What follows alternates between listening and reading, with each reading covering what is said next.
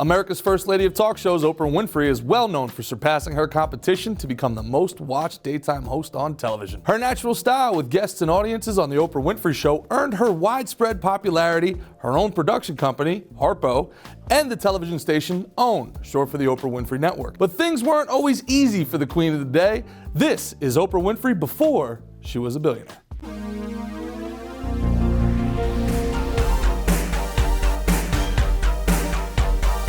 I'm Gerard Herron, and welcome to Valuetainment's Before They Were Billionaires. Oprah Gail Winfrey was born to Vernita Lee and Vernon Winfrey on an isolated farm in Kosciuszko, Mississippi on January 29, 1954. Her name was supposed to be Orpah from the Bible, but because of the difficulty of spelling and pronunciation, she was known as Oprah, almost from birth. It went down as Orpah on my birth certificate, but people didn't know how to pronounce it. They put the P before the R in every place else other than the birth certificate. If they had trouble with Orpah, they must have really had trouble with Kosciuszko. Winfrey's unmarried parents separated soon after she was born and left her in the care of her maternal grandmother on the farm. As a child, Winfrey entertained herself by play acting in front of an audience of farm animals. Under the strict guidance of her grandmother, she learned to read at only 2.5 years old, addressing her church congregation about when Jesus rose on Easter Day.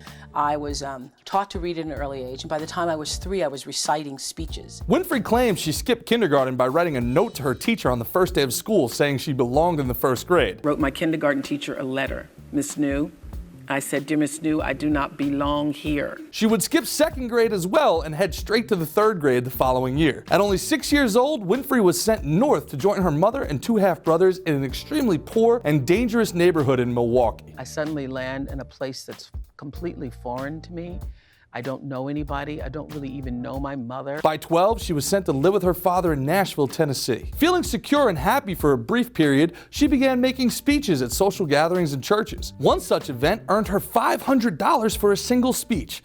At that moment, she knew her life's calling. She was going to speak for a living. Unfortunately for Winfrey, though, she was forced to leave the safety of her father's home to help care for her mother back in Milwaukee. The poor, urban lifestyle had its negative effect on a young Winfrey. Her mother worked odd jobs and did not have much time for supervision, and Winfrey was repeatedly sexually abused by men that others in her family trusted. The abuse started manifesting itself in bad behavior and acting out. Winfrey's mother had enough and sent her back to live with her father in Nashville.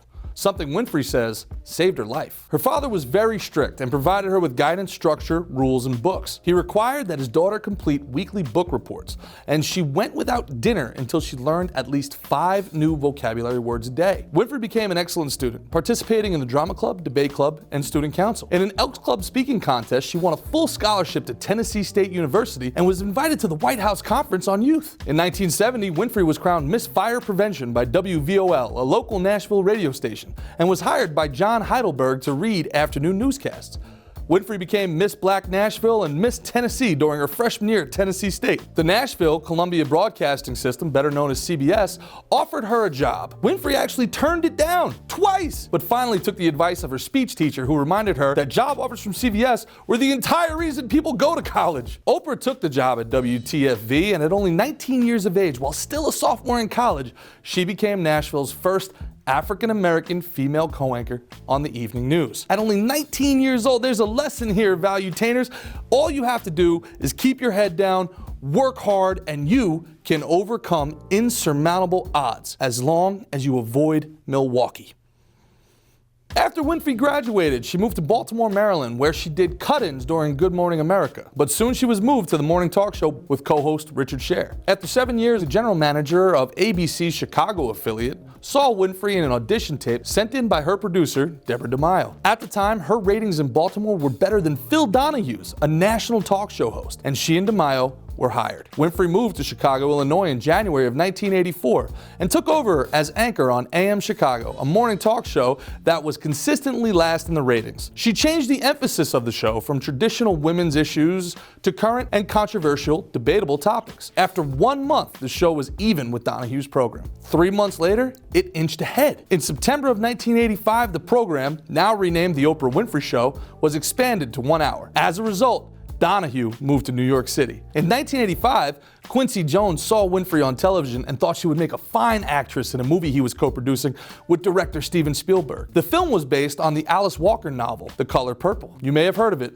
The Color Purple. Her only acting experience until then had been in a one-woman show, The History of Black Women Through Drama and Song, which she performed during an African-American theater festival in 1978. The popularity of Winfrey's show skyrocketed after the success of The Color Purple, and in September of 1985, the distributor King World bought the syndication rights to air the program in 138 cities, a record for first-time syndication. That year, although Donahue was being aired on over 200 stations, Winfrey won her time slot by 31%. She drew twice the Chicago audience as Donahue and carried the top 10 markets in the United States. In 1986, Winfrey received a special award from the Chicago Academy for the Arts for unique contributions to the city's artistic community and was named Woman of Achievement by the National Organization of Women. The Oprah Winfrey Show won several Emmys for Best Talk Show, and Winfrey was honored as the Best Talk Show host. Winfrey formed her own production company, Harpo, in August of 1986 to produce the topics that she wanted to see produced, including the television drama miniseries based on Gloria Naylor's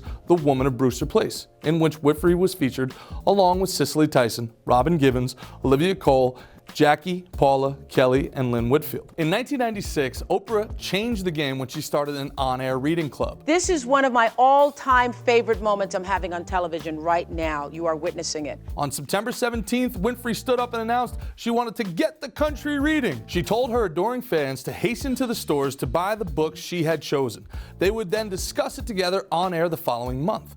The initial reaction was astonishing. The first book, The Deep End of the Ocean, had generated significant sales for a first novel. 68,000 copies had gone into the stores since June, but between the last week in August, when Winfrey told her plans to the publisher, and the September on-air announcement, Viking printed 90,000 more. By the time the discussion was broadcast on October 18th, there were 750,000 copies in print. The book became a #1 bestseller, and another 100,000 were printed before February of '97. Oprah launched O Magazine in the year 2000, which, combined with the book club, ensured Oprah Winfrey was the most powerful book marketer in the United States of America. In 2013, Oprah Winfrey, the actress, TV host, journalist, producer, philanthropist, and media magnate, became the first female African-American billionaire. This has been Before They Were Billionaires. I'm Gerard Heron for Valuetainment.